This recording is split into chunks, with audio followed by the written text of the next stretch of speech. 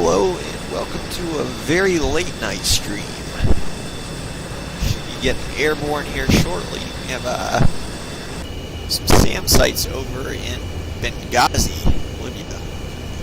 We're going to be bombing. It is IMC conditions, as you can see. We have no more than a quarter-mile visibility tonight. So we're probably not going to be seeing the ship until we're right back on top of it again. We do have GPS guide bumps tonight. Clouds should affect us there. Hey, what up, Archer? Just got live.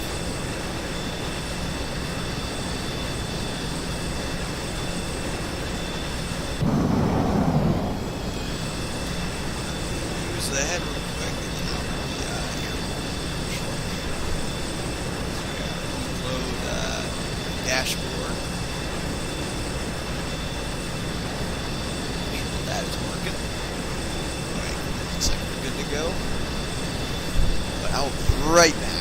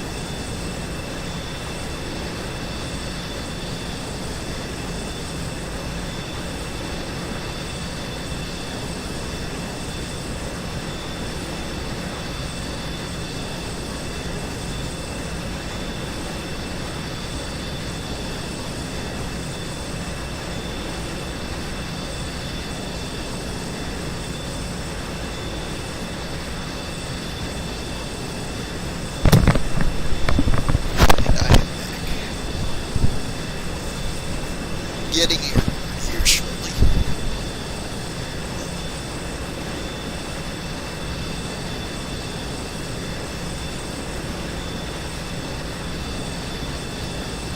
Some lyrics if you want to read it with ships. Not totally familiar with that.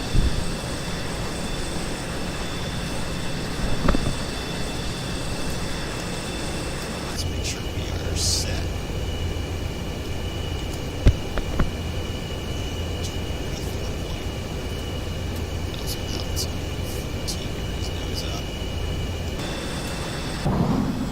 Since we have a full loadout today, we're not using full first.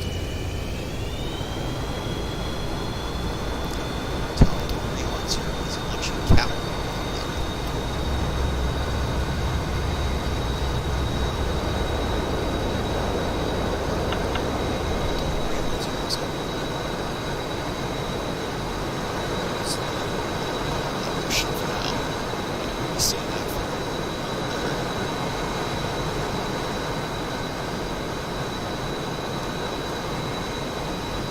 First thing I'm going to do is fly on up to the tanker. How's it going, Scouty?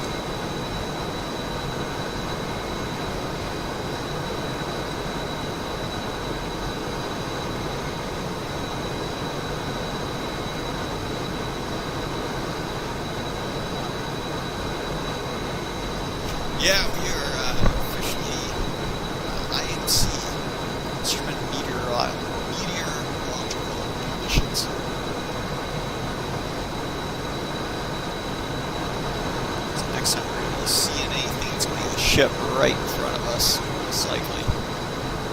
Yeah, bombs we got tonight are GPS guidance. We'll find our ways through the clouds. Right now I'm going to be sending up to Angels 20 and running the tanker. I can switch over to waypoint 1. It is 390 miles out.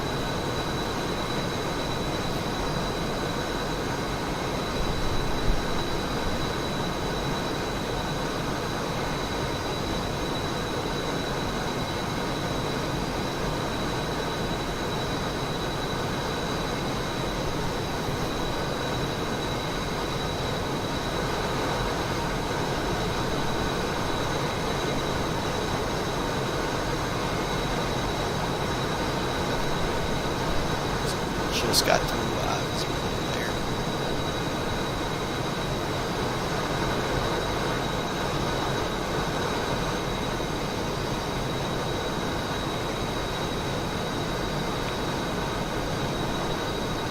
Switch tanker's tactic.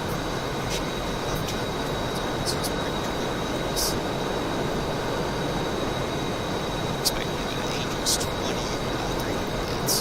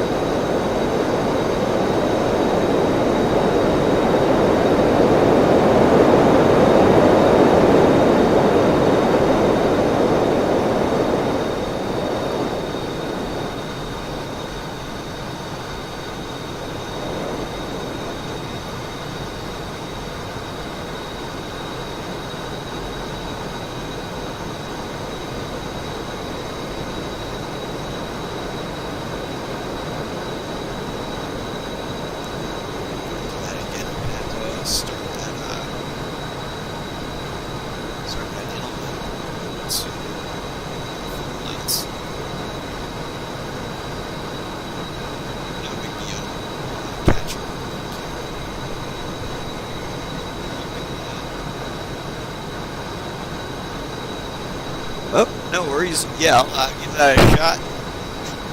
Let's see.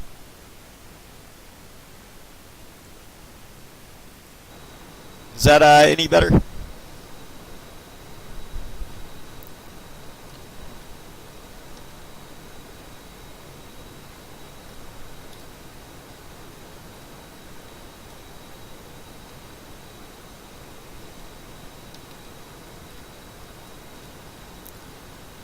There's our tanker down there.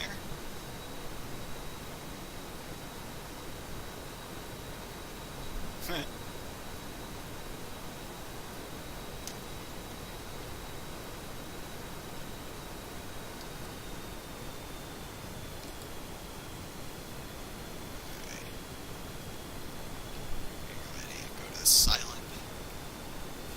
radar, put it in standby mode.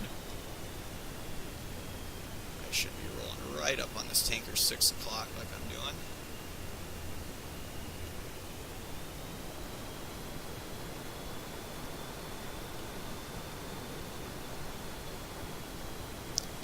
RSG outbreak has joined the game.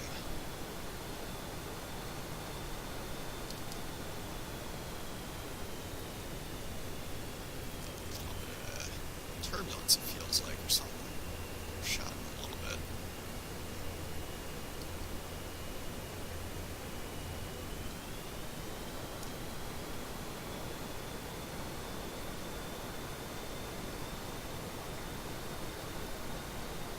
Definitely getting a little bit of turbulence. I could not pronounce that name, but whoever they are, they've joined the game. Alright, no, they do not have TAC Pack with a name like that. I've yet to see special characters TAC Pack aircraft. And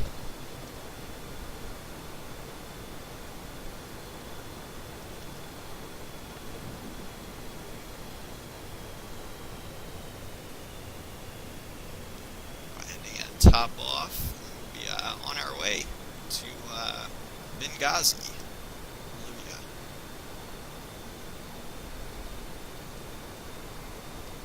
Talent 310 switch a safe nose cold looking for 5K.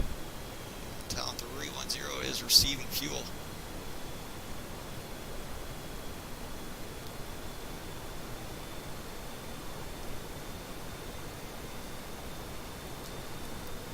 Tank for about 2 minutes. We'll be disconnecting.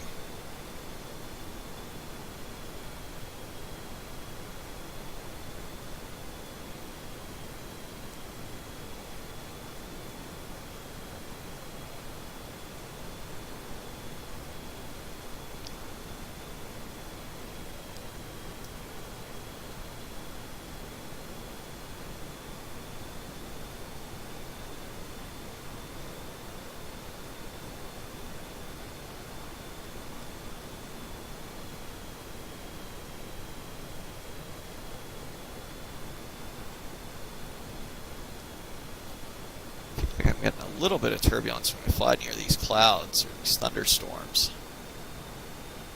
Not bad. If anyone's saying anything in chat, I'm not able to look over there and fuel very well.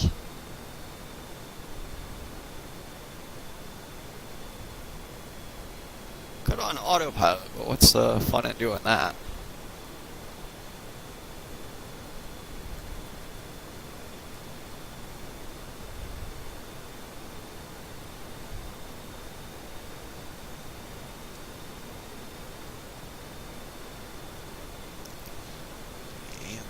To switch back over to ship SACAM. There we go.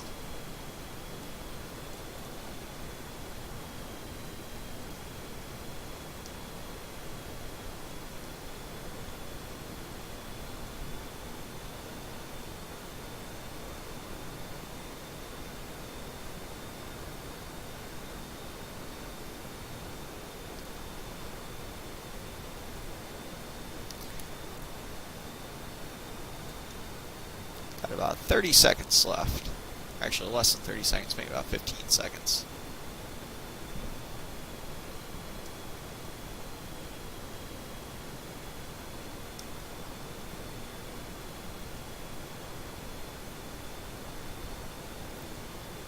And we are now topped off. Disconnect and stow our probe. Ready to say goodbye to this tanker.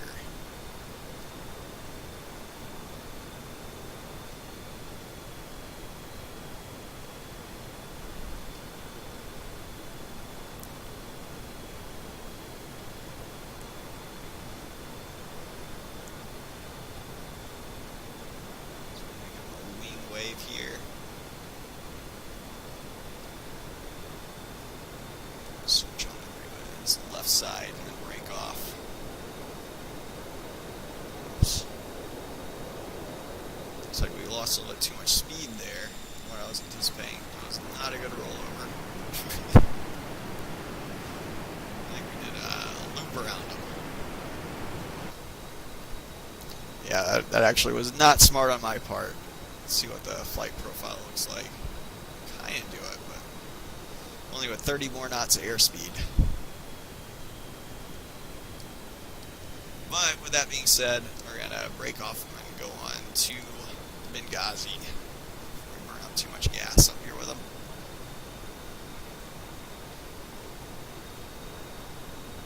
But yeah, I shouldn't have been trying any rolls or anything like that with all this ordnance on and all that extra weight on.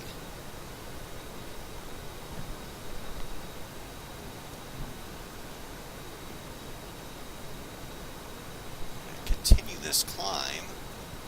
We're going to a couple waypoint. I'm going to catch back up on chat.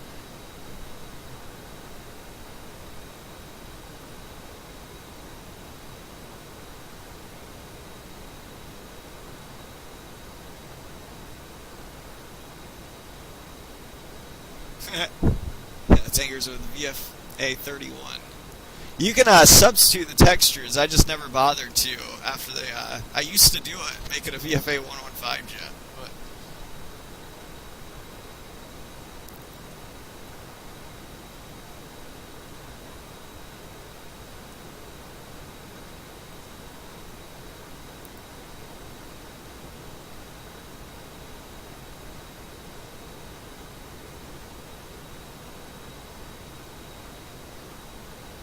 want to actually see something for once. Yeah, Scout, if you check the YouTube, I know I got there should be a playlist on there too, on PvP stuff. But yeah, I understand if you're trying to catch something live. But yeah, there's no way to tell when someone's going to come in like that.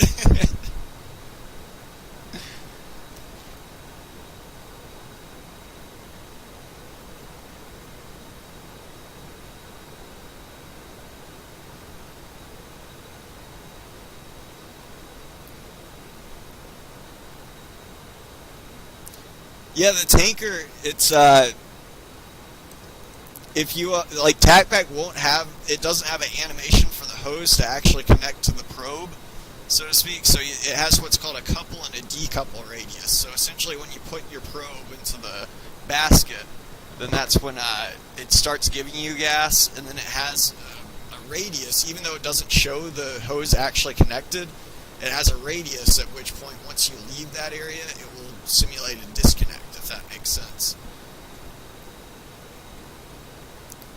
So it still accomplishes essentially the same thing, it just doesn't look like it's connected, I guess.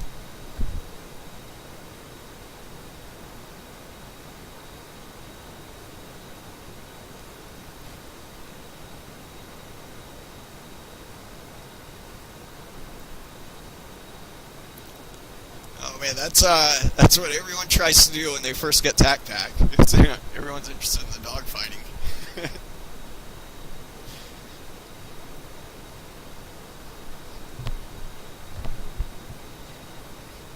Yeah, very few people ever actually learn though how to do it properly, in my opinion. That's not like a lot of people. The thing about FSXs, especially with the Superbug, is a lot of people really get in depth with these systems, which I'm not saying is a bad thing. Obviously, you want to be in depth with all these systems, but at the same time, a lot of people neglect ever training, like having their eyeballs outside the cockpit and actually, like managing their energy with another turning jet or something like that. Most of the time, it's all beyond visual range, and or that's what most people train to do when they get the TacPack. Is they view it more as a missile platform, which it isn't necessarily a bad thing, especially if you're packing a lot of air-to-ground ordnance like I am right now. But at the same time, you also want to know how to fly the jet too, which a lot of people neglect that part.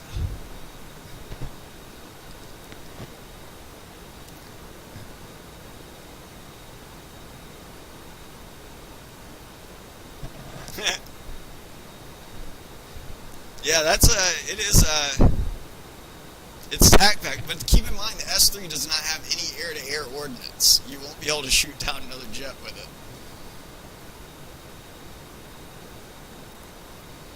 Even if you were able to get a score direct hit with the FFAR rocket, unfortunately the rockets in TacPack only detonate on the ground, so they don't actually affect an airborne sim object.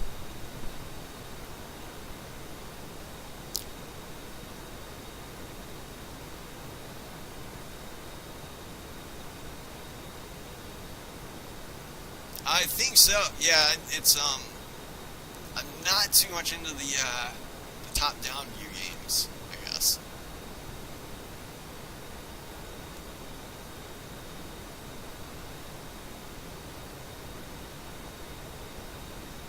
Yeah. The biggest danger you run into with the S3 though is it doesn't.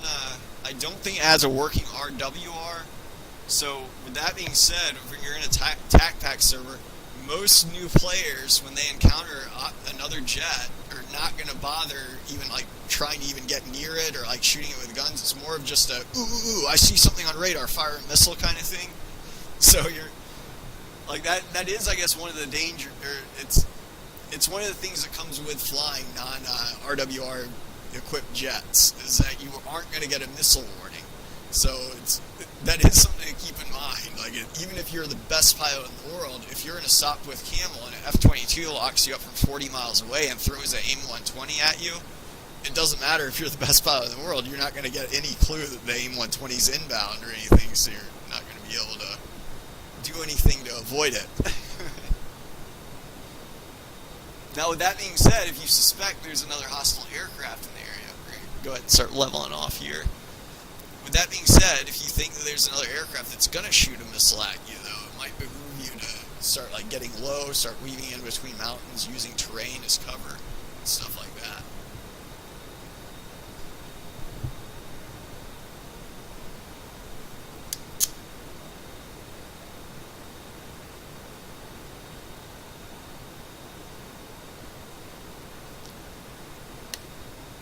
Yeah.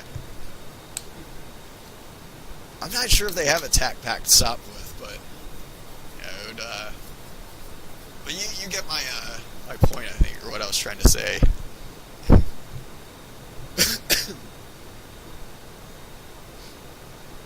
Now, if that F-22 or whatever aircraft it is that locks from that far away, they decide to go over and mess with the Sopwith Camel, believe it or not, the Sopwith Camel a lot of times, like if it's being piloted by a good pilot, then it might be victorious. Like, just because a lot of times people beyond the merge are they're so inexperienced with actually, fighting with someone in a merge with them or like fighting with someone in close. There's a decent chance that they're not going to be able to. They might crash themselves. They might there's all sorts of possibilities, but a lot of times they will not be managing their energy well if they're missile reliant, or if they're 100% dependent on their missiles working and they've never tried anything else. Then there's a very good chance that post-merge they're going to be a total soup sandwich with their energy, and you may very well be able to get them with a Sopwith.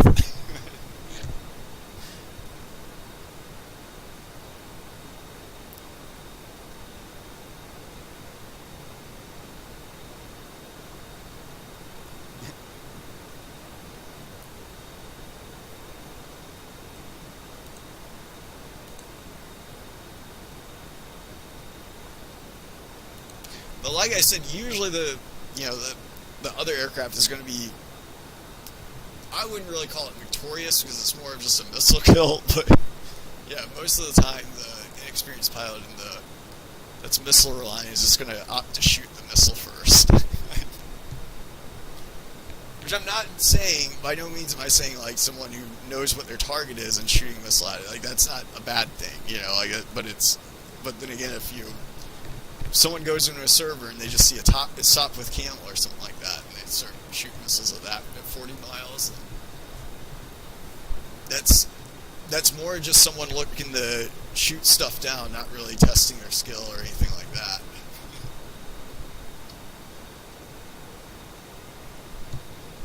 Looks like we got a few people in here now.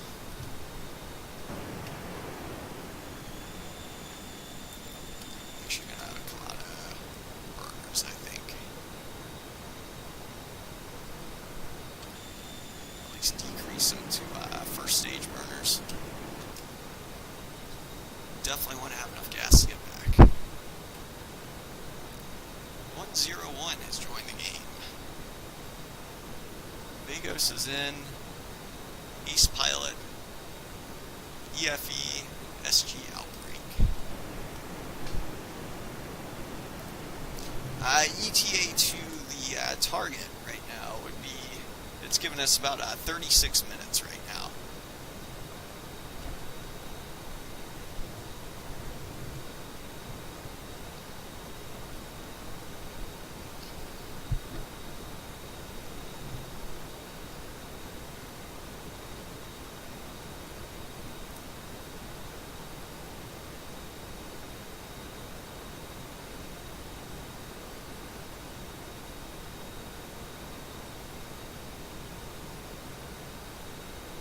Oh, my bad. I missed a lot of chat, I guess.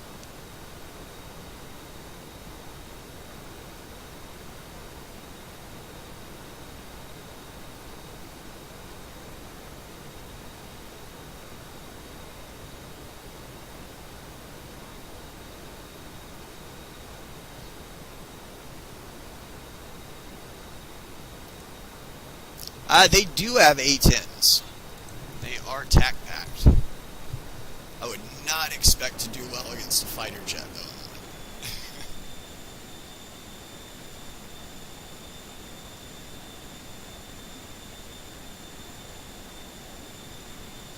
Looks like a MiG back there.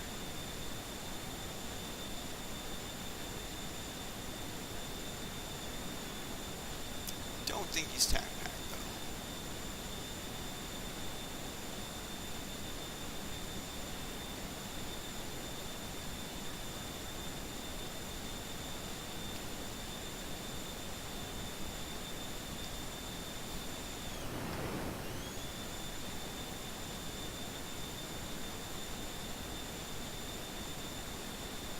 Slowly falling behind.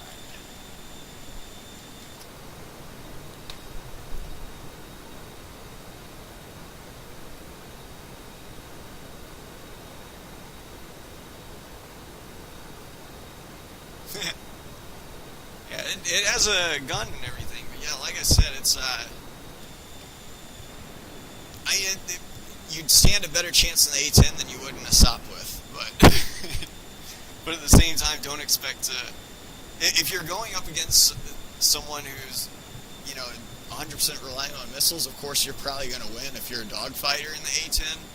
But if it's a competent pilot at all that knows what they're doing in the fighter jet, they're always going to use their burners to their advantage and just keep power climbing you in the vertical. That's what I would do if I was in an A-10.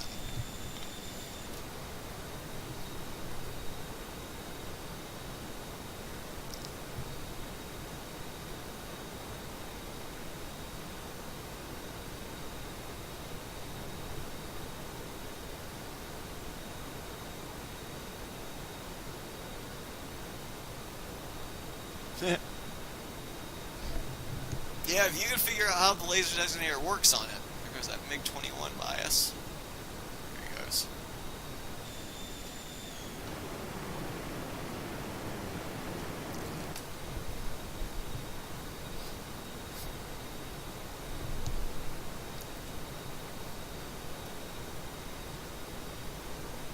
But yeah, I was unable to figure out the laser, and also I wouldn't even know how it would interact with the Superhornets.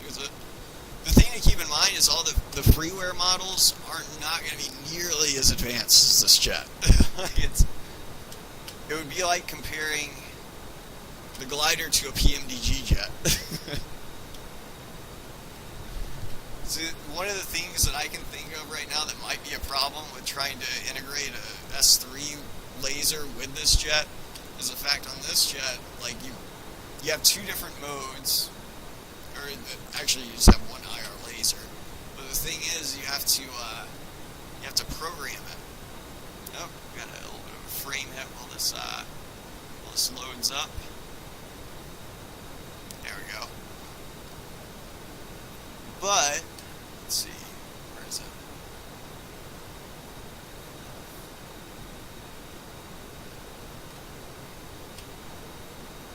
We actually have different codes for our laser.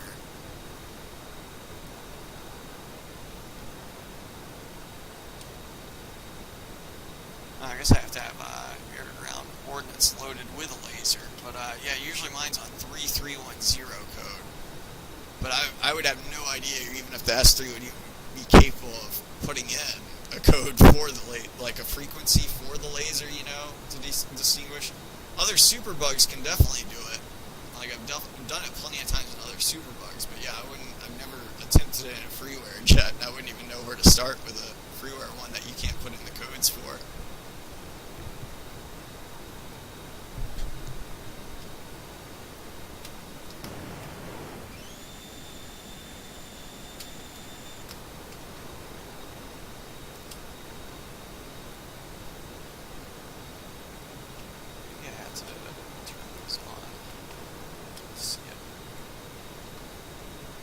Yep, okay, there it is. Code 3310.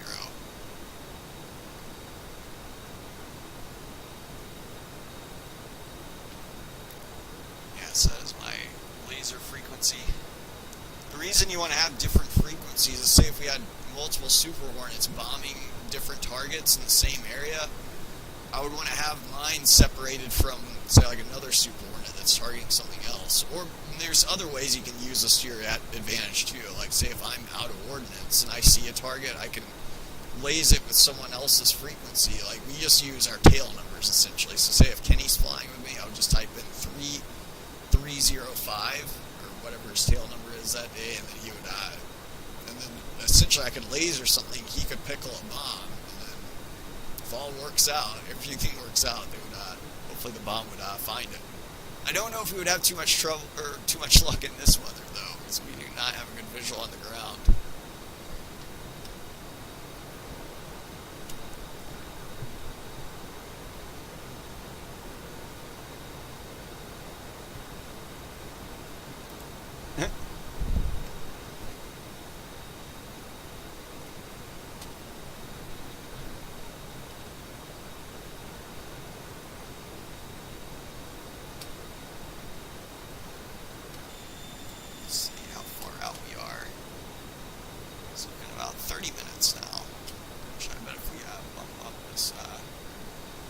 We're doing a little bit better on our fuel than I thought, so I'm going to give it a little bit more power.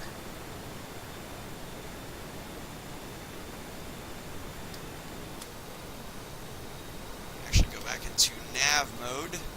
We have an estimated 12,000 pounds of gas when we get there. That might actually increase as we pick up a little bit more speed.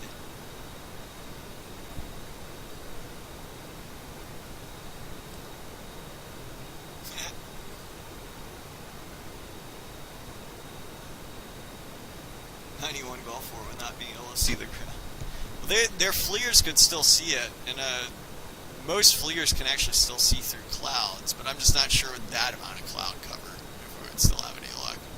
But today, though, we're not using laser guided, we're using the more modern stuff, which is going to be GPS guided, which is those two bombs right there. Those are 2,000 pound GBU 31s that we're going to be dropping, which is the same thing as a Mark 84 bomb, except they just have this GPS guidance transceiver on it. These fins will steer the bomb towards the target.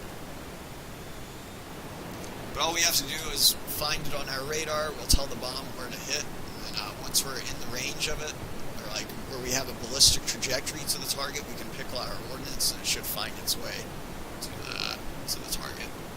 I know, like a few streams ago we had some, we didn't have luck with that. I pickled it a little bit too late, and the bomb overshot the target.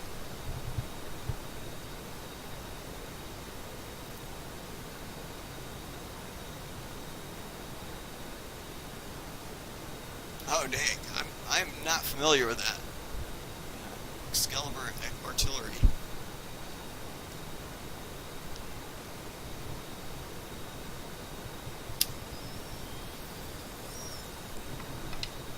I do know artillery rarely has line of sight on their target though.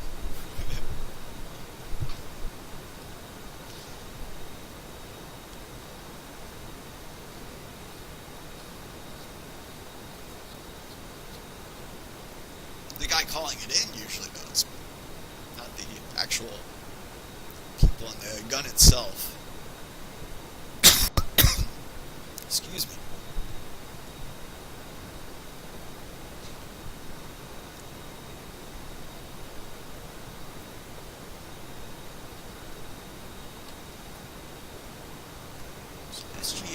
Drake and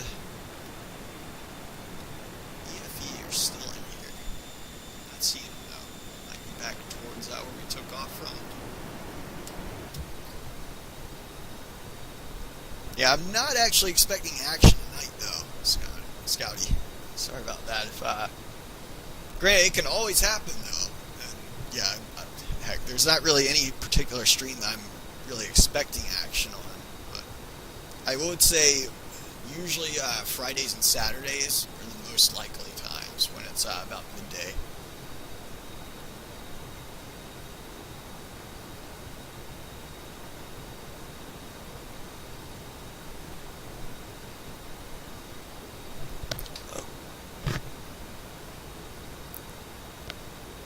Ah, okay. Oh, wait, okay. I think I know what you're talking about then. Those are the super expensive artillery bullets. But yeah, I'd imagine it relies on a very similar technology.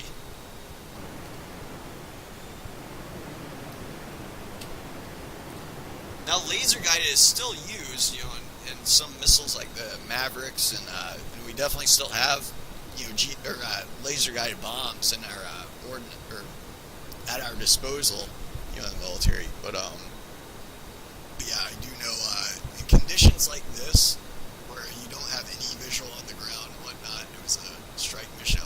I would assume that they would use GPS guided ordnance.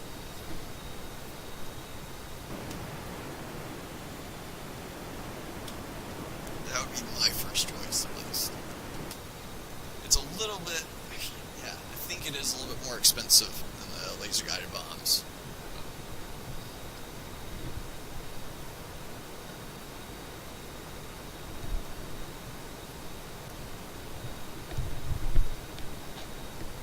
It's about 20 minutes out now.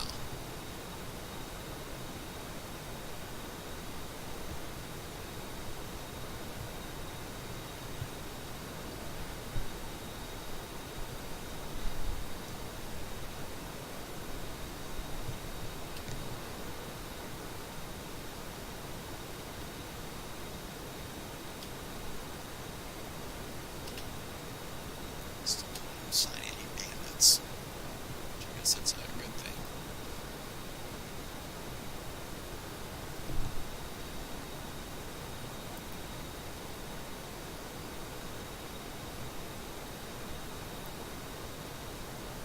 But yeah, believe it or not, I know everyone gets this game usually for the dogfighting and stuff like that, but man, it is nerve-wracking dogfighting in my opinion. Actually, I prefer, if someone with attack pack comes in, I usually just prefer to form up with them.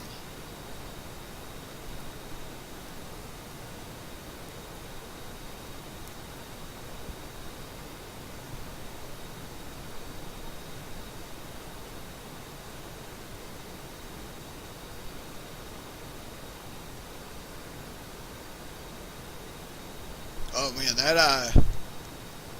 to answer your question, Art Trooper, I'd say that all depends on the environment. If I was the head honcho of an aircraft carrier, I know that's usually the captain, but usually the captain, he has to answer up to someone even higher than him, usually like a admiral of a battle group or something like that. But yeah, if I was the guy in charge and I could take whatever the heck I wanted, on a deployment with a ship, I'd probably choose about, I'd say about 75% dumb bombs and 25% smart ordnance, like that.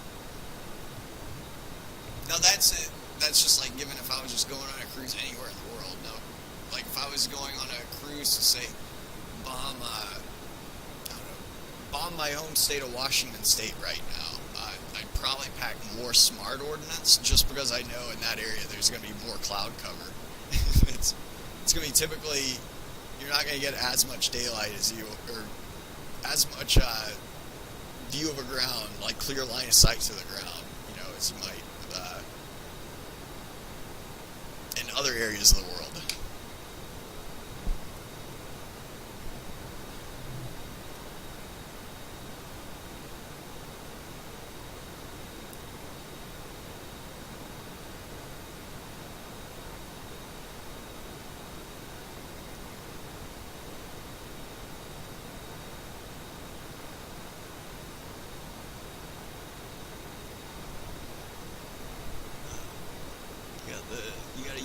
vertical most people and set the altitude and go from there.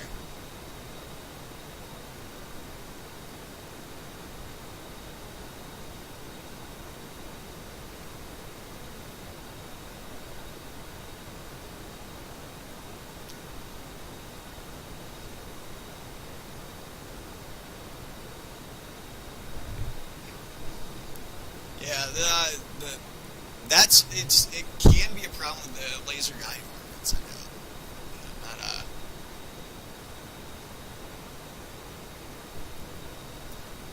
but granted though, with that being said, I could still have, we could have totally taken off these, GPS guidance on these, 2,000 pound bombs right here. We should still be able to kill the SAM site, though, even in this kind of weather, just because we do have a flight computer on board that would tell us when exactly to pickle the ordnance, so it will have the exact ballistic trajectory to get to the target, if that makes sense.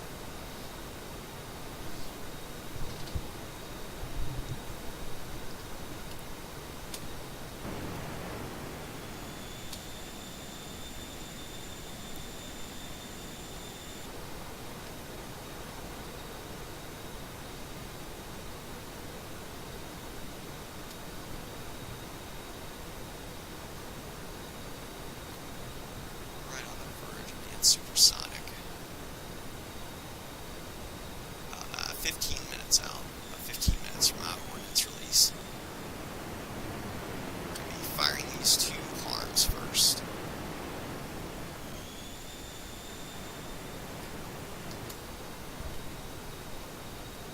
I think I might actually try to save these fuel tanks today.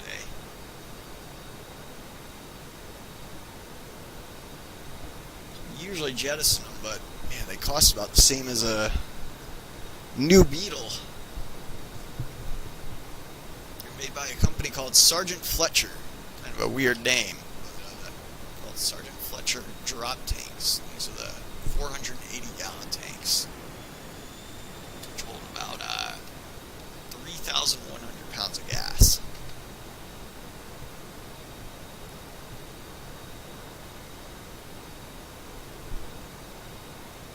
Gotcha. That's a word that I was looking for. Yeah, real-time strategy. I've never been able to. I can watch them, but yeah, I've never been able to play them too much. Like one game that I really love to watch these days has been Cold Waters by Jive Turkey. I'm like a religious watcher of his streams. The submarine warfare and everything. I've never played the game though, but I love watching it. Fascinated with submarines. And that guy, Jive Turkey, he is an actual former Navy sonarman. He was actually stationed on, I believe, a Los Angeles and Ohio class. And I know they go by the names like 688 for the Los Angeles class and stuff like that. Probably speaking blasphemy right now. Bubbleheads out there watching me. So I'm referring to them by their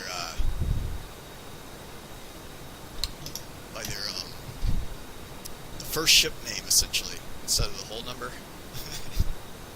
I know submariners usually refer to them by the whole numbers, not by the actual names of the ship. I think they call them boats too instead of ships.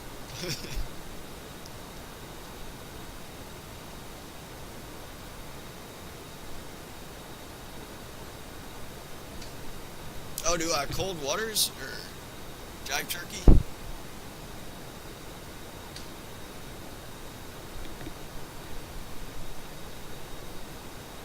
Yeah, I think I actually host them a lot of times too.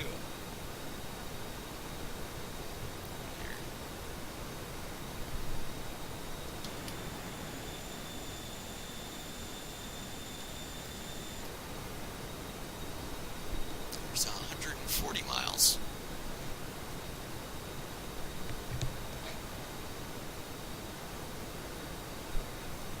Around 80 miles we're going to be expecting to see that spike. So we're at 0.99 Mach, doing about 10 miles a minute. So that would get us there in about 5 minutes. We should start seeing a spike.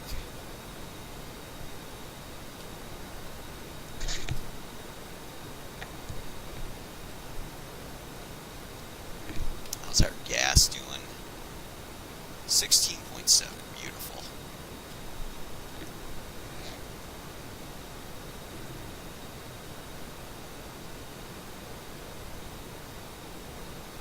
Pull out a little bit of power here. That is going to slow us down a little bit, but we're burning a little bit more gas than I expected at this point.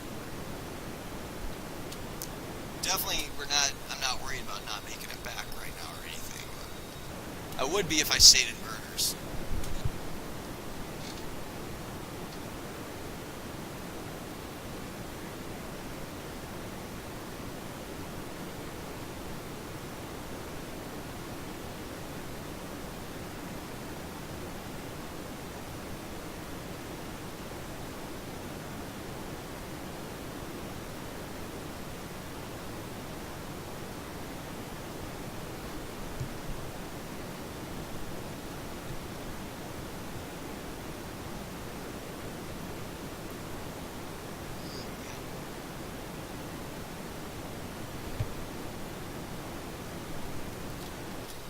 As a kid, there was I think there was one real-time strategy game that I played. It was Total Annihilation, I believe it was.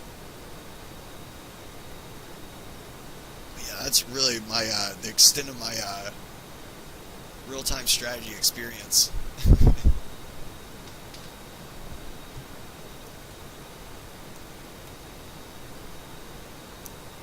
That was actually a pretty fun game.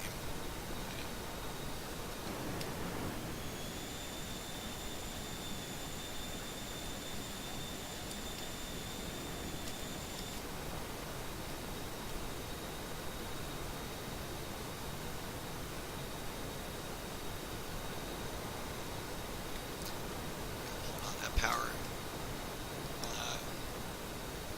makes our trip a little bit longer before we get that spike. Again, I'm not too anxious to fly directly at that SAM site without being able to turn away from it either. So it'll still work out in our favor.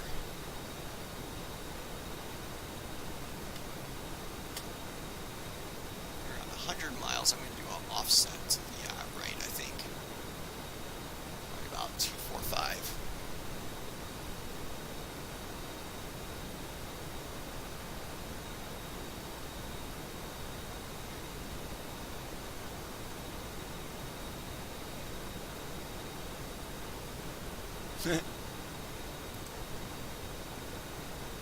So I'm guessing you get different options for era that you wanna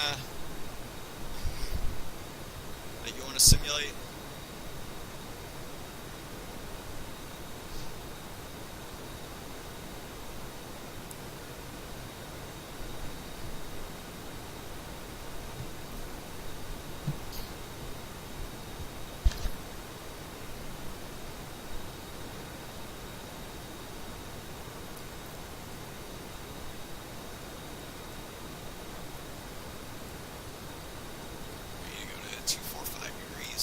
Is close enough.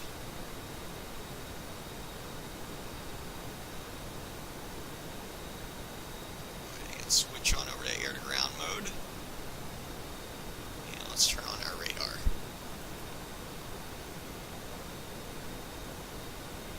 Now in real life, sometimes you would do this, sometimes you wouldn't. By turning on my radar, granted I'm already figuring that they know that it's a Superhornet, but if they had an active radar site, or even an inactive one, and they suddenly saw a spike from an APG-73 radar coming from this direction, I would have just given myself away. And that's actually true in TAC Pack too, as far as other players go.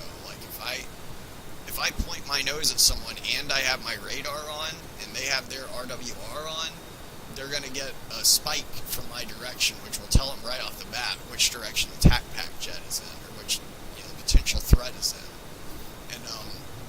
And conversely, the same happens with us. If you watch the streams live, whenever we see a spike, we usually react to it. And It's that little beep that we hear. Same with, we'll get a spike here in a minute with the SAM site. But yeah, when you see an airborne threat like that, that can usually be something that you want to pay attention to.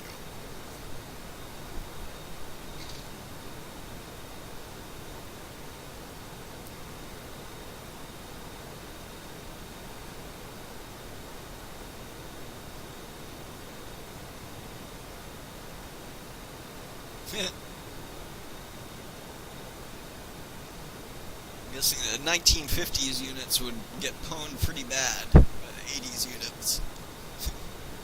They actually have a AC-130 in this game. I have it. It's not TAC-PAC though. It's actually a really good model. It's the Captain Sim one. I try to keep it out of servers though, multiplayer servers, because it lags a lot.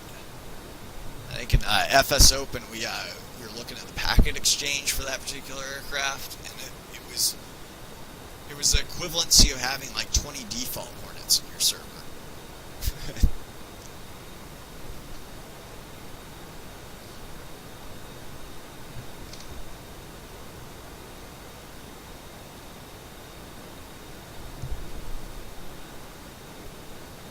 Coming up on 80 miles now. Should be getting that spike here in a minute. Go ahead and designate the target. Designate the target area.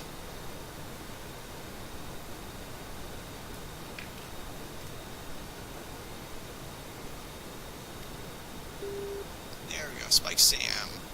11 o'clock.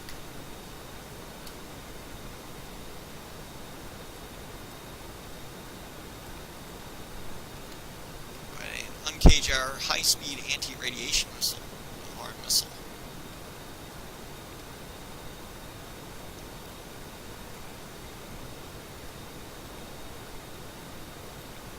Let's go ahead and get this exact location plugged in, so that way we can hit it with our GPS-guided bomb later.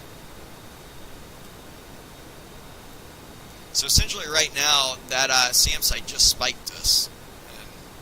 So we got an active radar emission from it, which tells us what its exact location is, which is what we're typing in right now, making it into a waypoint.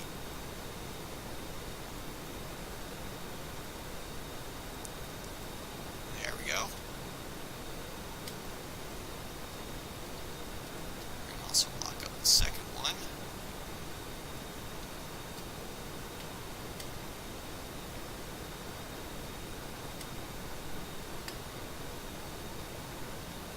This one is going to get some other coordinates plugged in.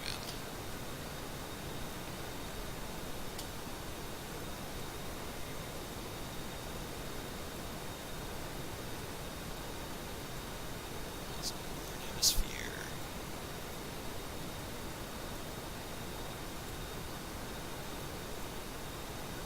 It is east. Looks like we got both of our SAM sites plugged in.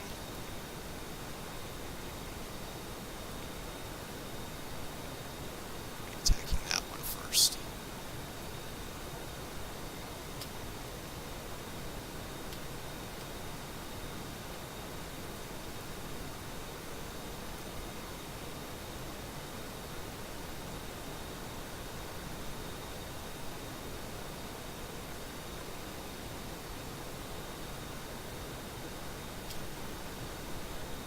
Talon 310 Magnum.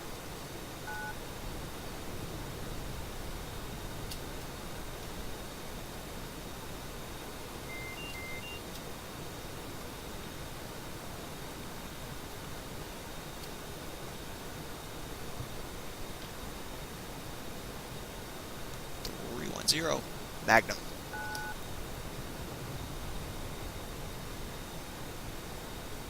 And 310 is off to the west.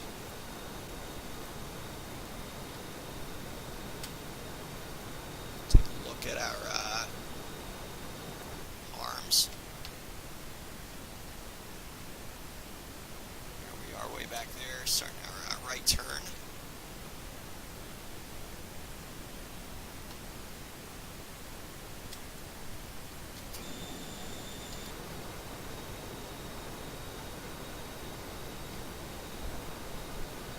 fired those off pretty far away. Let me catch back up on chat.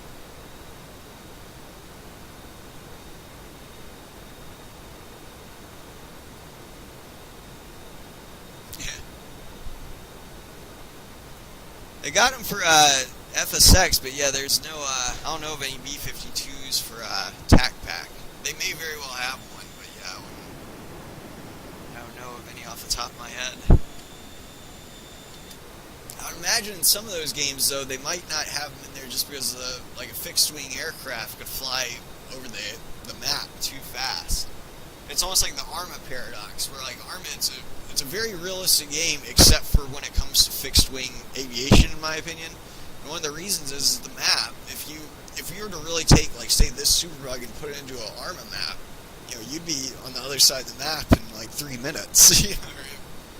You wouldn't have nearly the same opportunities to exploit all these systems that we're doing, you know, in a game like Arma, just because of the map size, you know. Whereas it's perfect for ground combat or, you know, simulating a tank or something like that. But in an environment where you're literally going from county to county, you know, every few seconds, you can't really keep it that realistic just because the map won't be conducive to that. I think we're going to turn back into these, let's see if, oh, one of them hit. So here's the other harm, or our second harm that we shot. Oh! Yeah, it hit something. So we are turning back into the target now.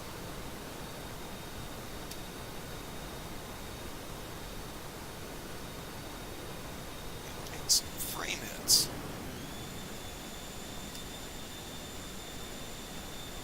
What that's from. I'm guessing those two guys might have a laggy airplane or something like that in here.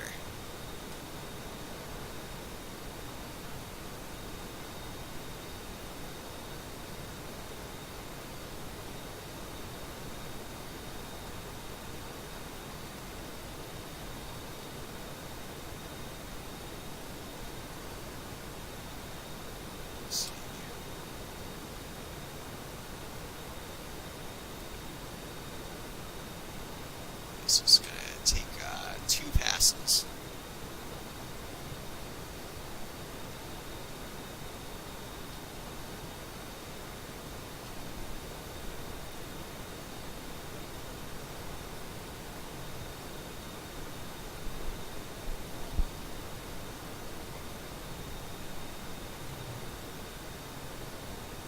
We don't see any more spikes from the SAM sites, which is good. 30 seconds south from weapons release.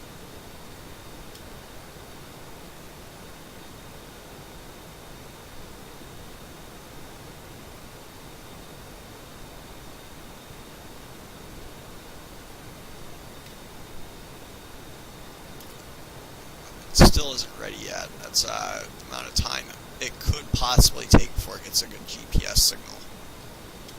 So hopefully we'll get there before we'll go way before we drop our ordnance.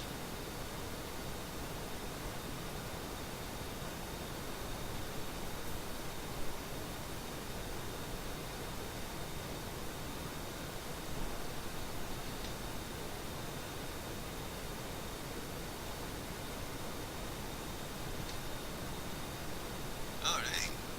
And so I guess that is a bad hypothesis on my part.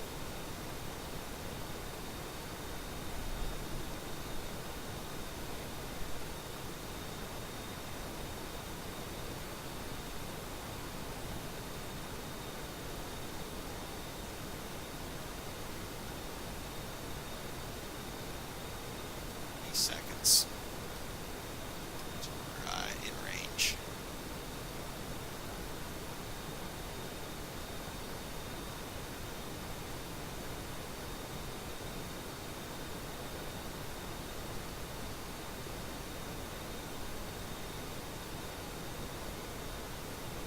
We're in zone now. End zone, there we go. 310, bomb gone. And 310 is off to the west again.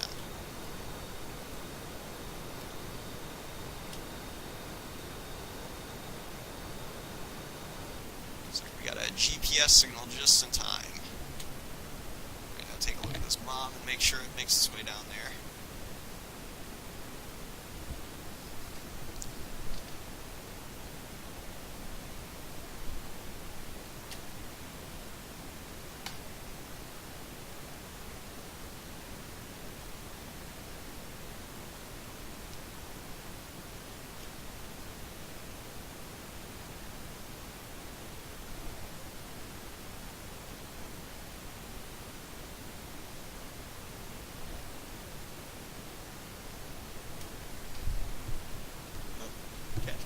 Chat.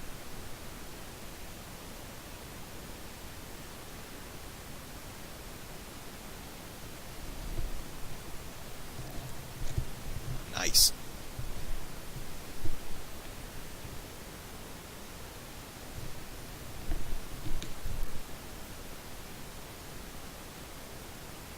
Something down there.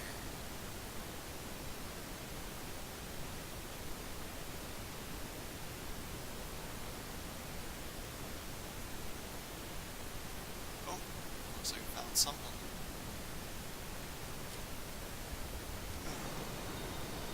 Maybe an apartment complex or something like that.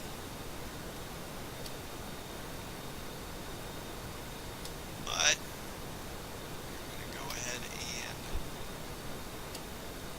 turn back to Sam's site.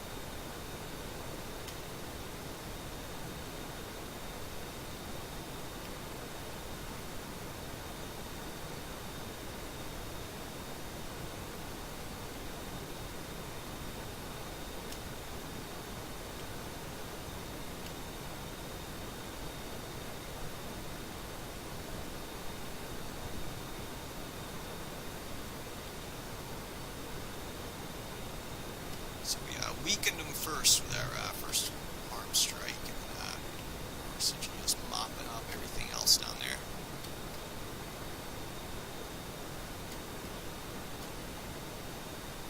Getting some weapon symbology here in a second.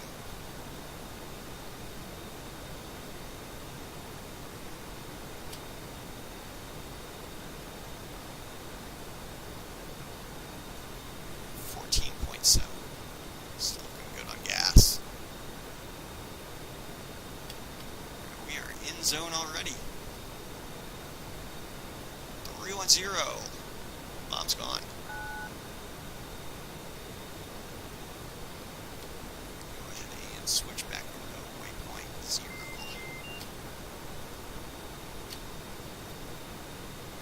Take a look at this GBU. This one has come down steep because we dropped it pretty late. Really close to being right over the target.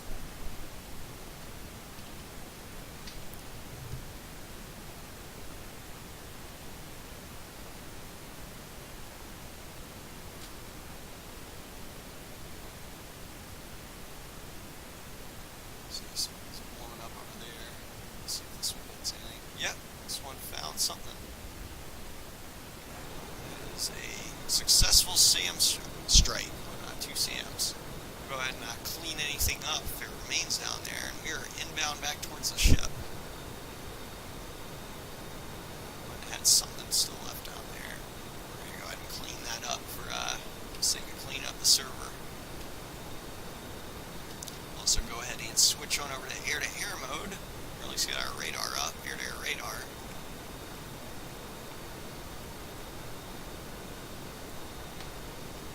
And now I'm back in nav mode. We can actually increase our power a little bit here.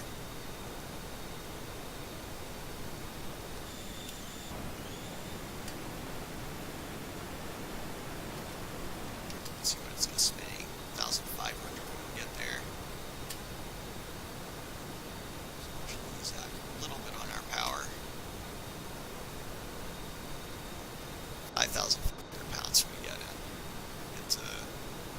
Actually, we'll still have a little bit more than that, because not only are we picking up airspeed, it's going to continuously estimate our range to increase, but also the ship is heading south at 20 knots about. So we've been streaming for about an hour, so it should be at least 20 miles south, so that should be about 364 miles right now until the ship. Go ahead and turn back off our flinger. There we go. That masking circle right there.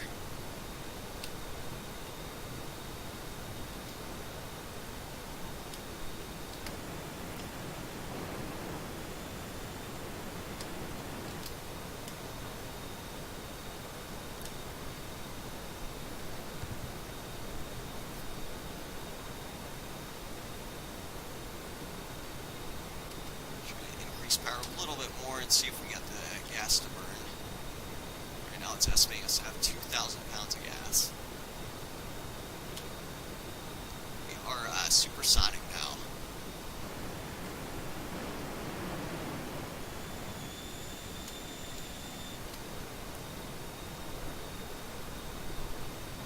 Oh, yeah, catch back up on chat. I don't think I've done that since I dropped that last bomb.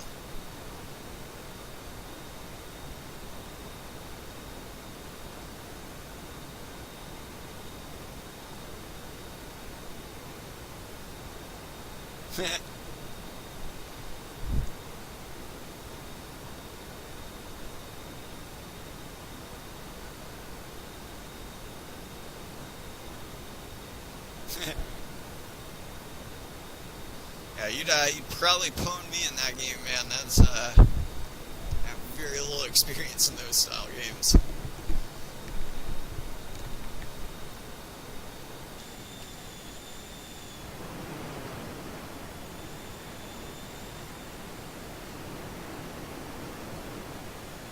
Granted, though, it would probably be fun to watch it, though. I would get pwned, though, I bet, if I played it.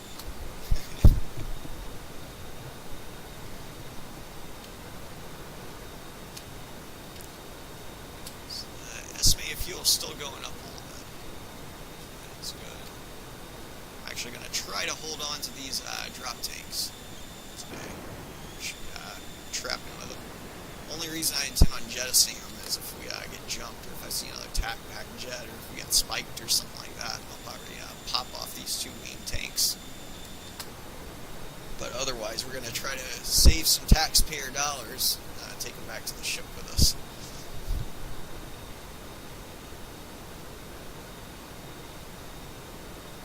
I actually never played Command & Conquer myself. A lot of my friends did and everything. But yeah, I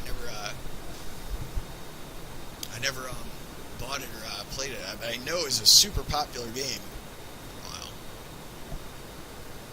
I don't think you can be a PC gamer and not have heard of that one.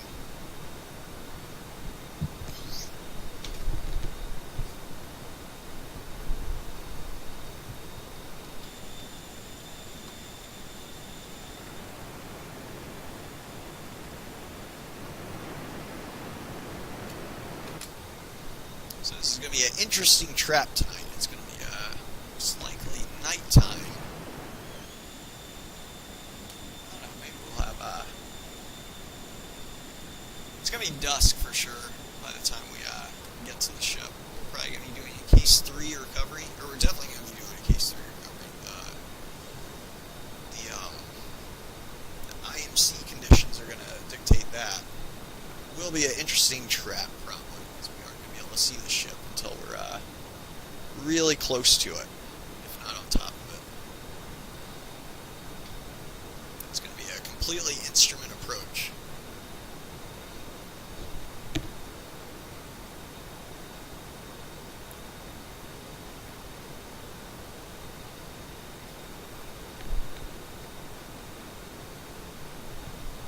Nice. Sounds like it's pretty immersive.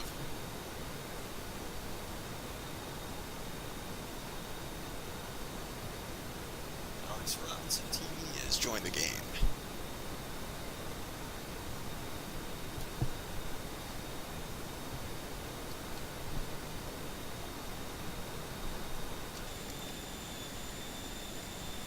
Take a look behind us and see if he comes in as anything. So when someone joins the session, a lot of times they'll have the option to either spawn at an airport or in the air behind the host. And even if you have that turned off as a host, that like people can't do that. If you're still outside, I think it's like 20 miles from an airport, it still does that with the players joining. Yep, just like it did there. As a default Hornet. He's probably seeing us as a Learjet right now. If he doesn't have the Super Bugger tack pack.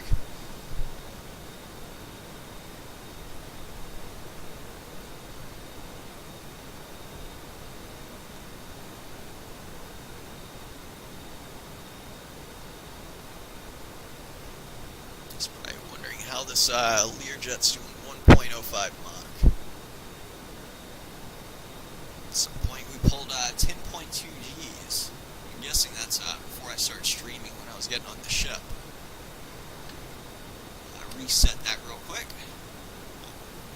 Get a lag spike. A second. There we go. Yeah, we'll flip this down to reject and back up to norm, and then we should have reset with our accelerometer.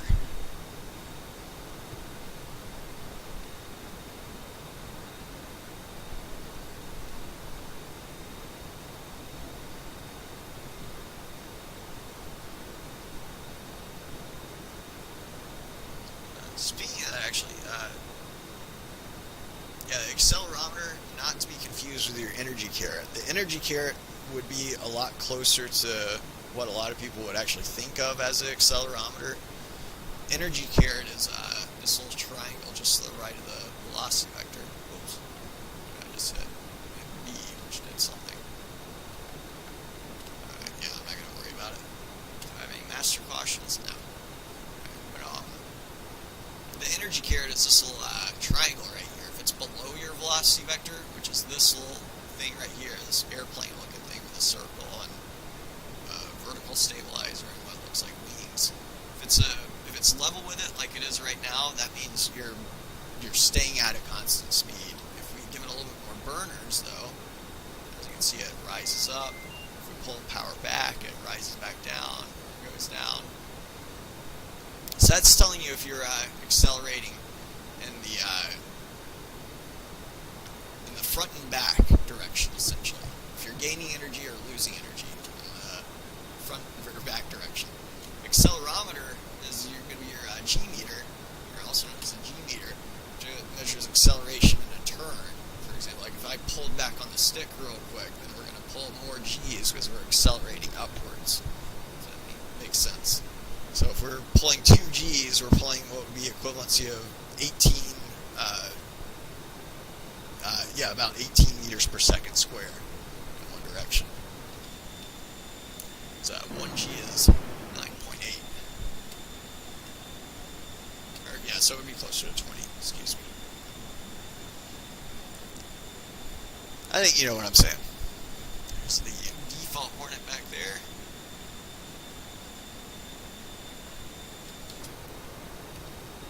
So we got 300 miles to go. Our ETA is going to be about 30 minutes until we're on the ship. No more, I'll say no more than 30 minutes till we have at least commenced on our case 3 recovery. So that should go pretty quick. And catch back up on chat.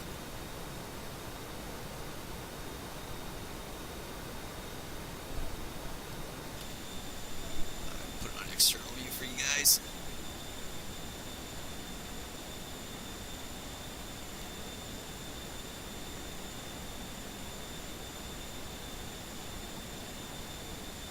Yeah, the Kiowa is actually a really cool helicopter.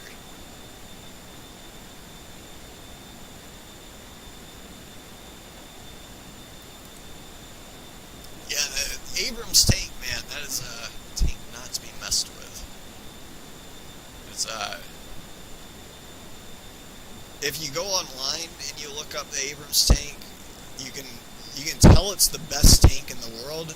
The reason I say it's the best tank in the world is because every single other country compares their tank to the Abrams. Like, the Abrams is the ultimate gold standard in tanks. Russia doesn't compare their tanks to anyone else other than the American tanks. You know, we don't compare ours to anything except our last generation of tanks. But every single country out there, and the same usually goes for aircraft too and everything. America is the gold standard when it comes to military stuff. So a lot of other countries will, they'll try to say that their equipment is better, but by doing so, they kind of, by comparing it to the United States, in my opinion, it kind of already shows that if another country had the better equipment, then people would be comparing themselves to that country's equipment. Now, I kind of say that in defense of the Abrams just because a lot of people I've noticed, they'll love to hate on anything American equipment related in the military, especially military stuff. Yeah.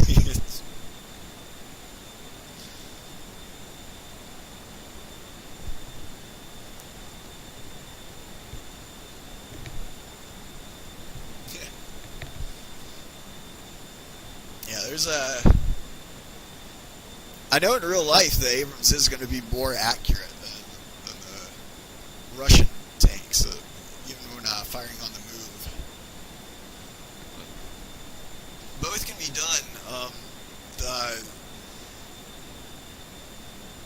I know, for example, like the T-90, it has one of the big differences between the two is they have the loading system. Like in the Abrams, you actually have a guy in there that, an experienced loader can usually load them faster than a machine, believe it or not. But it could be argued that, going over bumpy terrain and stuff like that, the guy might not be able to load as fast. And there's obviously other variables to consider. But yeah, I do kind of prefer the Abrams loading system of having the ammo behind the crew, so that way it blows outwards in case of a catastrophic failure. And I also like the fact that it's not versus a T-90, which is it's stored underneath the crew, so in the event of a catastrophic failure, it can literally blow out the top. I know at least the T-72 is that way. I think the T-90, they made some improvements on that. But yeah, those two big things. And also, I'm not a big fan of the auto-loading system just because you can't unload around. You can if it's, in garrison or something like that, but generally speaking, in combat, you're not going to be able to unload.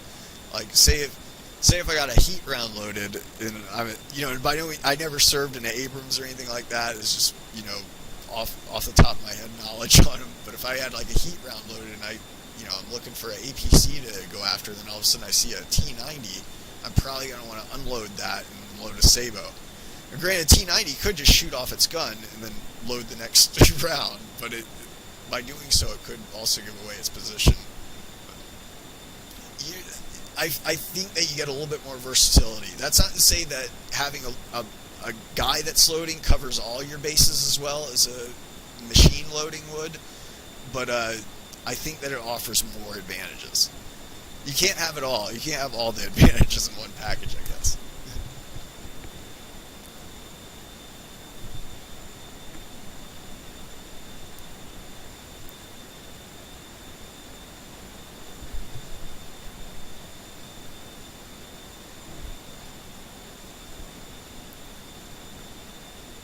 But yeah, you'll see that a lot online with if you look up an Abrams video or something like that. There's probably going to be at least half of the comments are going to be someone trying to compare it to some other country's tank, and they're going to be arguing that that tank is better.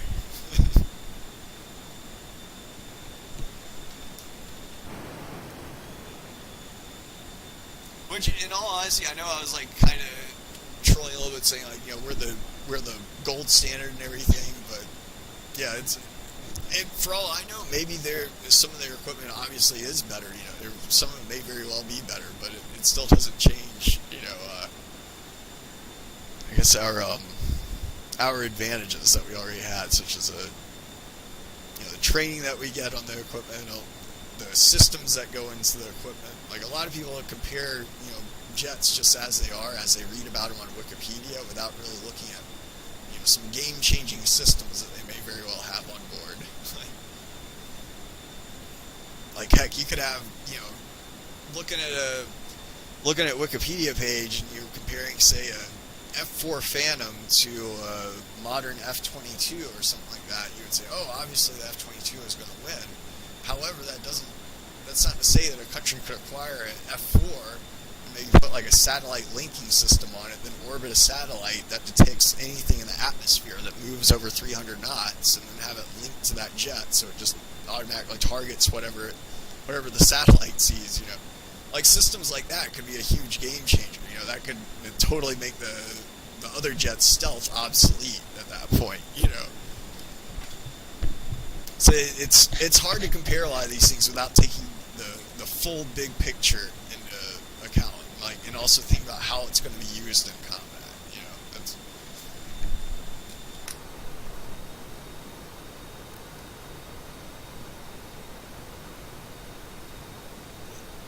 catch back up on chat.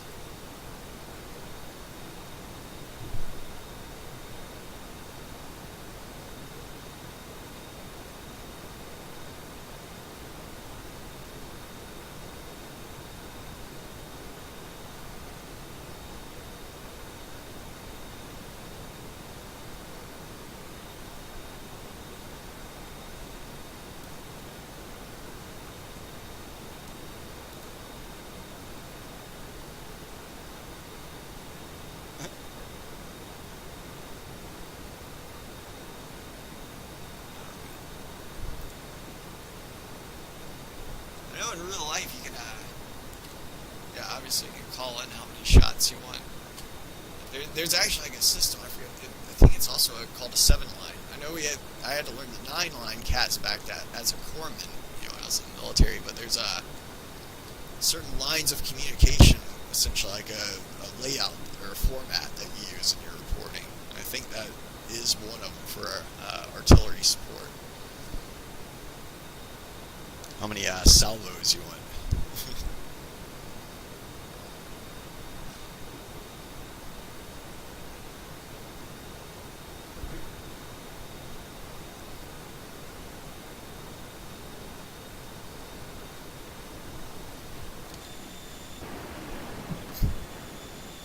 So we are 200 miles now. Not too much longer, about 20 more minutes.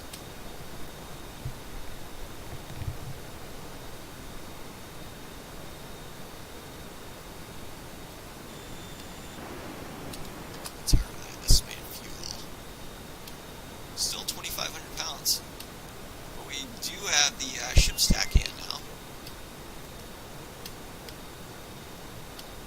We have switched on over to that. We're flying direct to the ship now. We're actually going to have to go past the ship a little bit, and then turn back around because it is heading south. We're heading north right now. You're usually not supposed to land from the front to the back on those kinds of ships.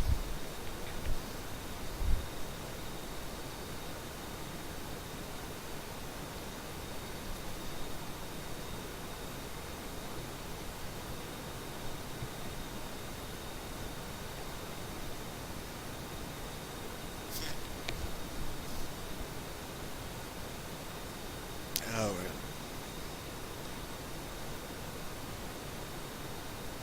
Alex Robinson TV has left the game. I think that was the legacy jet that was behind us there for a little bit.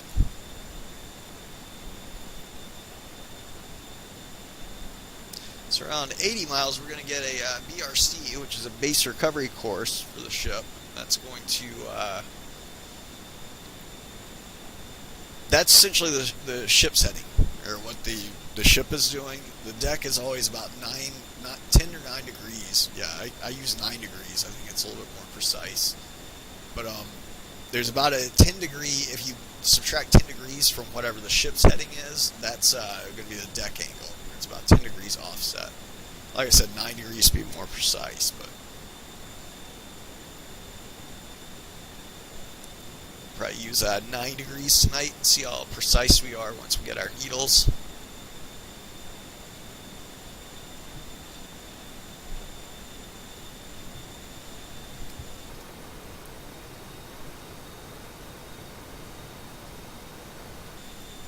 I'll be right back. Let me use the head real quick.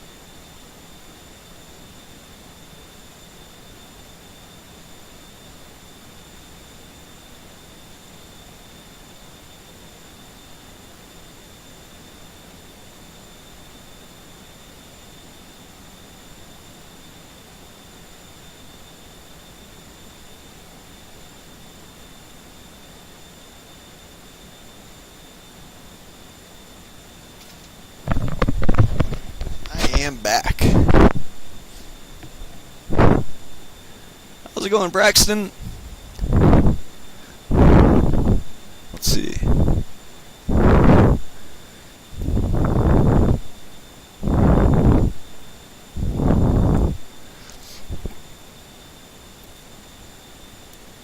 I do have about 80 hours in real life. Never flown a Super Hornet, though. I'm a Navy veteran, but I was a corpsman, which is a enlisted medical specialist, essentially. But yeah, this it is a very steep learning curve with this jet. It's how can I say it? I've been flying for years now. I want to say I know almost everything on it, but yeah, it's the best advice I could give is baby steps. Yeah, like each day, like maybe picking like a different weapon system or something like that. But yeah, there's a ton of systems on this thing.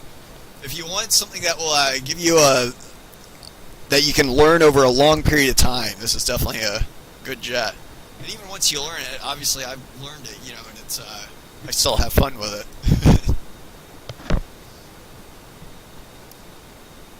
But I appreciate you tuning in, man. Later, Art Trooper. Good talking to you, man.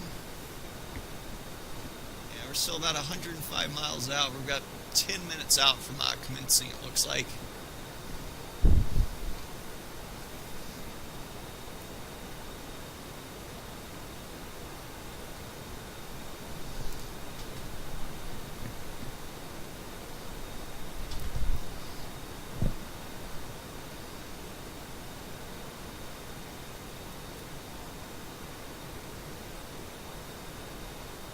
I do not actually have Instagram or anything. Believe it or not, I just have what is it, the YouTube channel.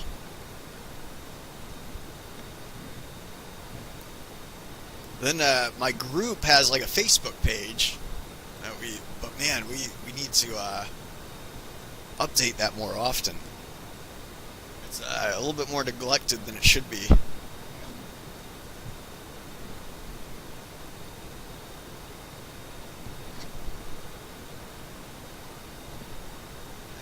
£6,000 of gas. I'm actually going to pull out a little bit of power.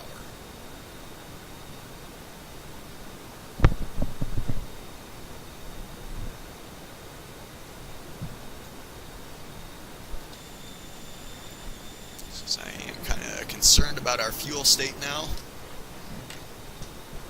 About 100 miles out, 6,000 pounds of gas.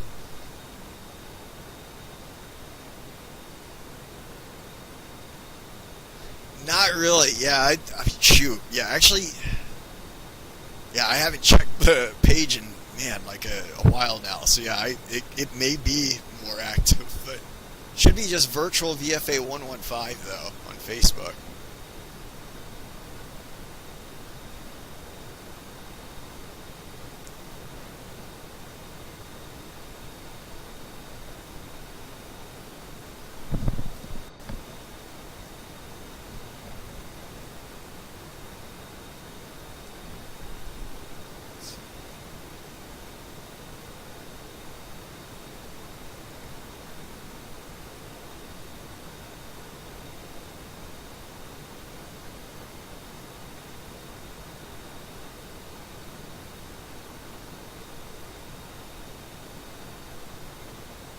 So I'm actually going to switch back over to air to ground temporarily.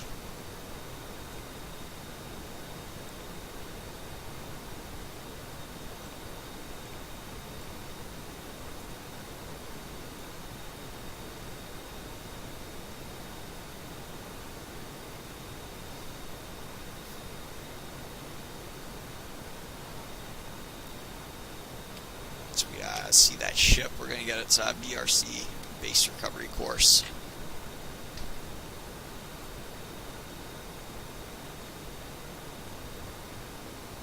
Yeah, later, man. Later, Art Trooper. Good talking to you, man. Thanks for keeping me company on this extra long flight. Hopefully I won't have to get scraped off the back of the ship here in a few minutes.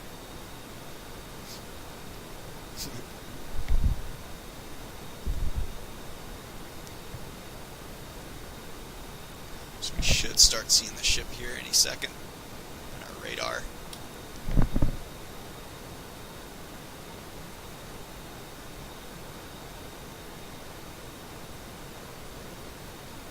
There it is.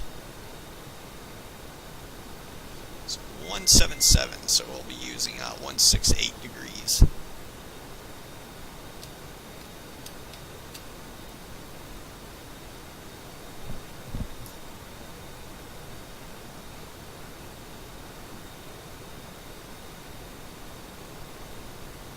That is minus 9 degrees from our base recovery course.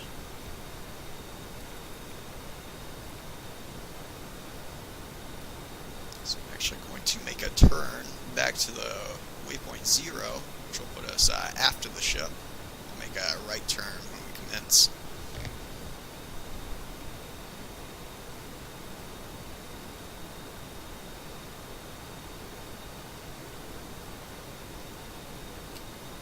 Just use 050 for now. So I'm going to go all the way back to the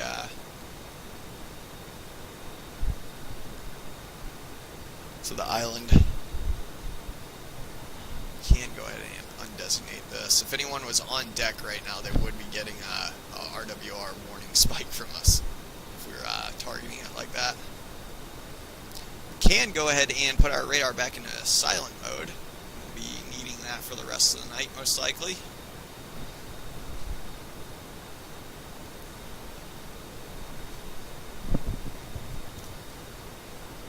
We're at 80 miles. I'm going to go ahead and start dropping on down.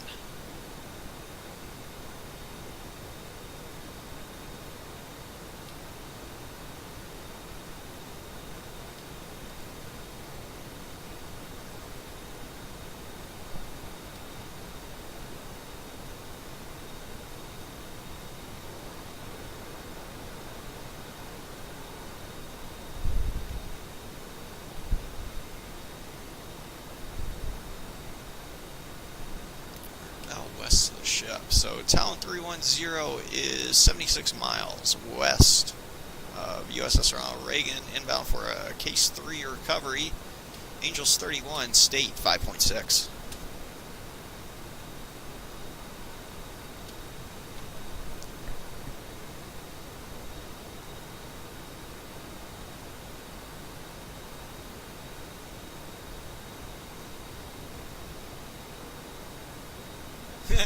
Nice.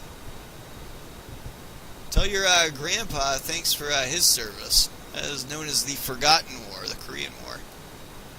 That was a rough one, though.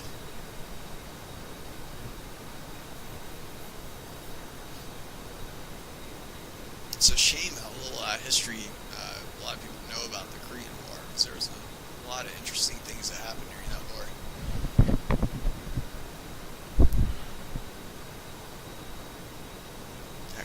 My battalion was got a lot of their fame from the chosen reservoirs during that war.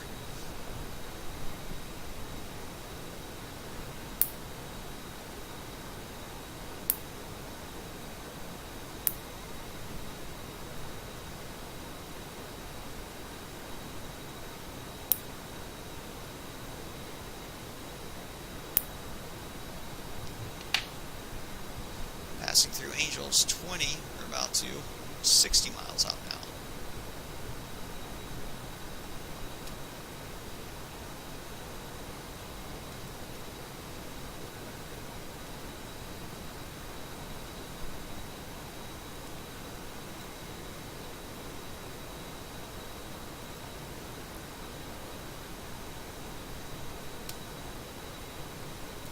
Here's our transition of altitude of 18,000 feet, or Angels 18.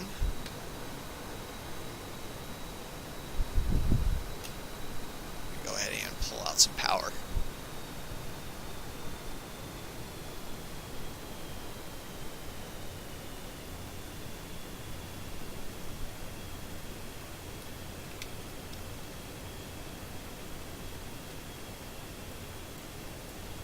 Right to 060.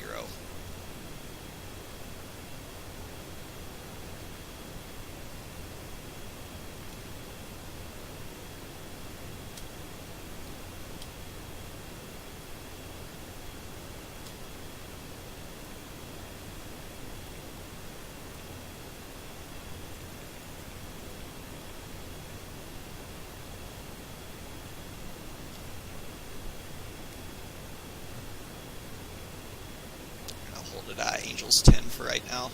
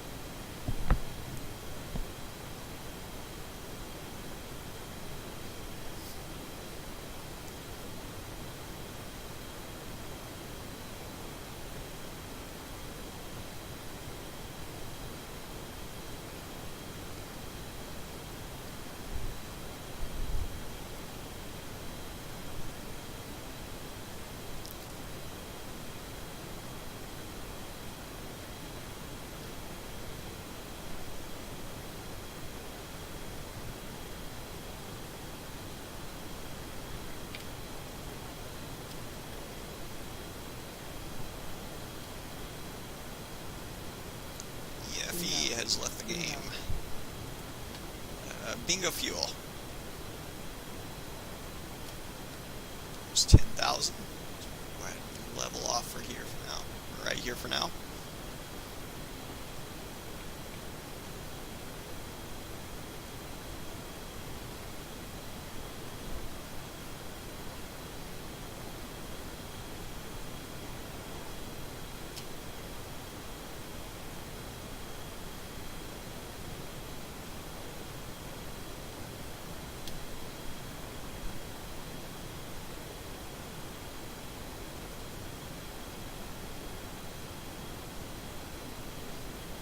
So we're just waiting to get this course line right here. And we'll be making a right turn for the final approach for the Case 3 recovery.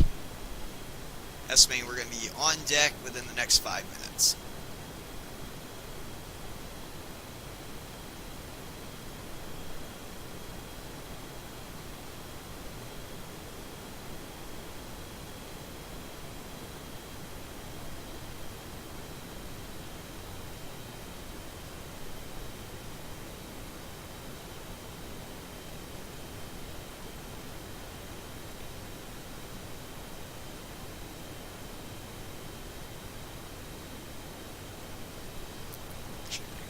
Start descending again. 310 commencing state 4.8.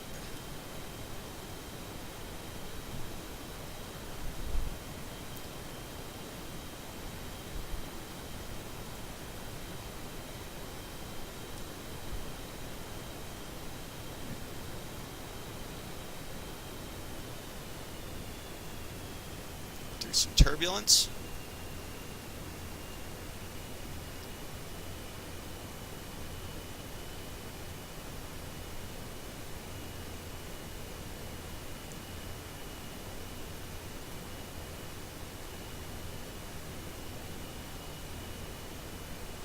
That's 20 miles. We're going to go ahead and drop our hook. Barely see it back there in the rear view. It's down.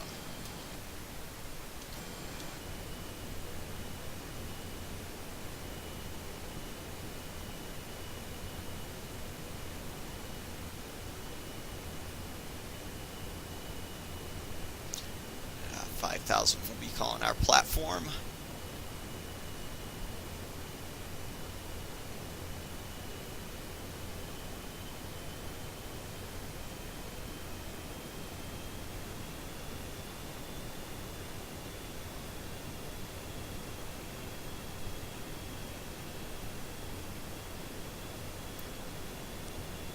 Talent 310 platform, state 4.8.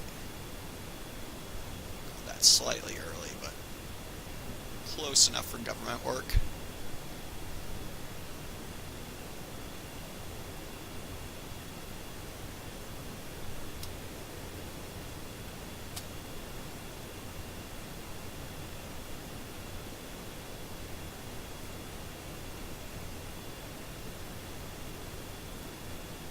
Continue this descent down to 1200 feet, and we'll be intercepting a glide slope about 3.5 miles, or actually 2.7 miles after the ship.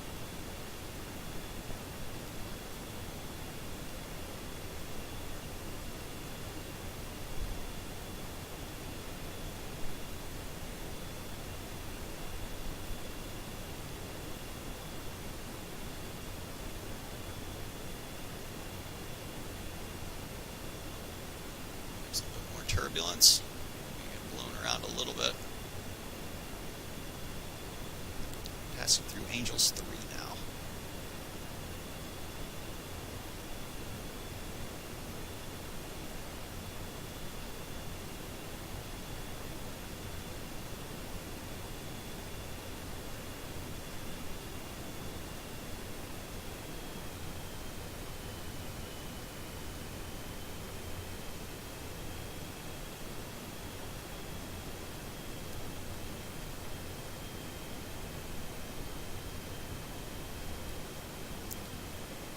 Up on 1200 feet.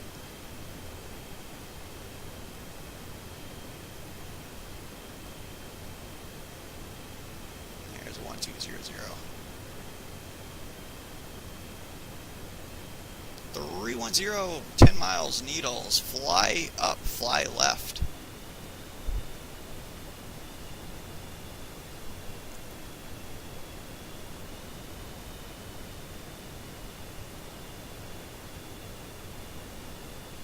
So I'm actually going to go completely manual at this point.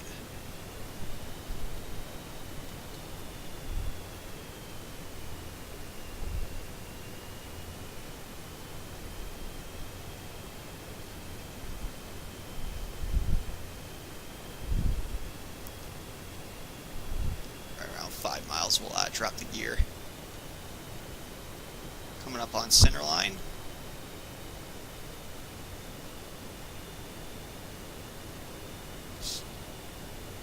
A little bit high there.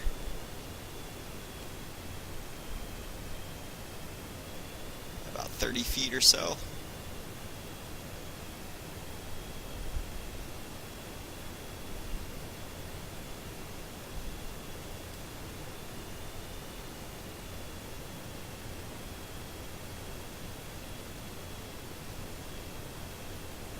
So I'm trying to put a little bit of a lead to the starboard side of the ship.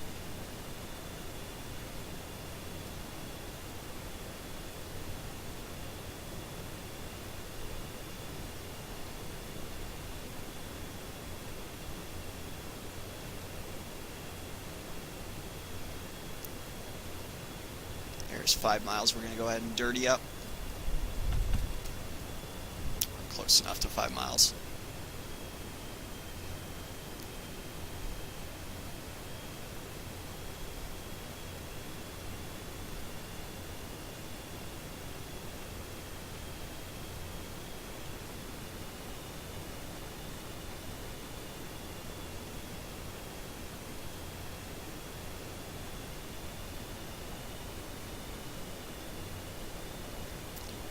Miles.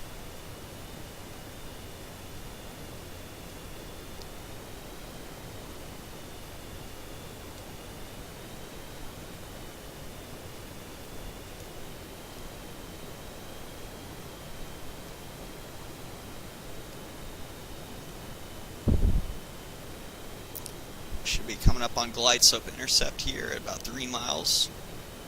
Really 2.7 to be precise.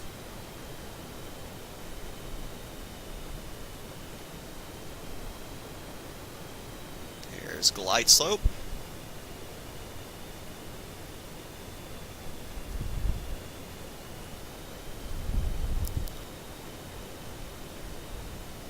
So here goes nothing. This is IMC.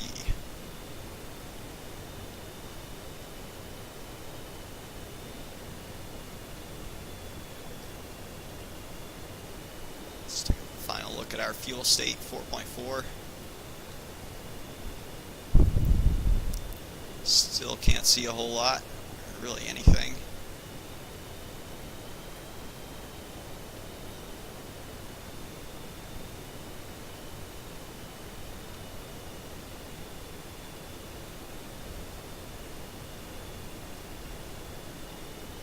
So we're coming up on 3/4 of a mile right now. Right at about a mile, so the LSO would be asking us to call the ball. But Talon 310, Rhino Clara 4.4 manual. We'll be calling Clara instead of the ball because we cannot see it.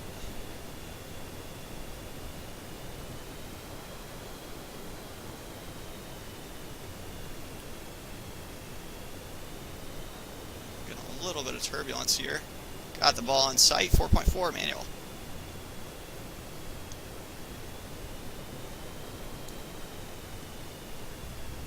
There's a 3-wire.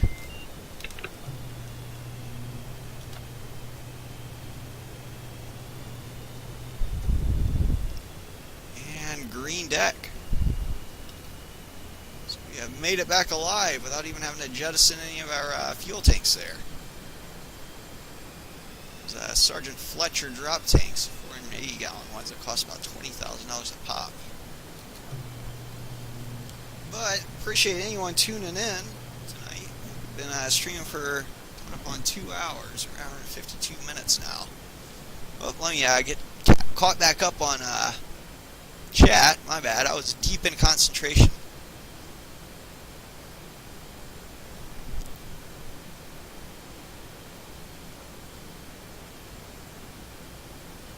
Key West, Florida. That might have been F-18s. That's near where or no, my bad.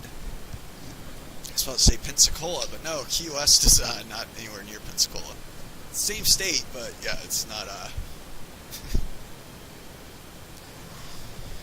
it's on kind of the opposite end of it.